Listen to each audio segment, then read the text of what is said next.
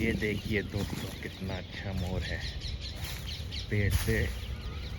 अरे भाग गया ये मोर, भाग गया।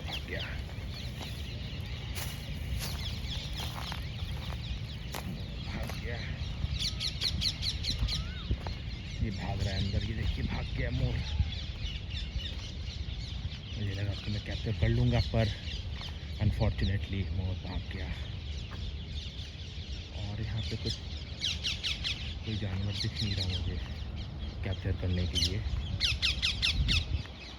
देख वही मोर है जो आप देख सकते हैं, दूर दिख रहा होगा आपको। देखिए वो रहा मोर के पंख दिख रहे होंगे वीडियो में। कितना सुंदर मोर है ये, हिंदुस्तान का राष्ट्रीय पक्षी। चलिए अगर वापस आता है मोर फिर मैं दिखाऊंगा। Until then, take care.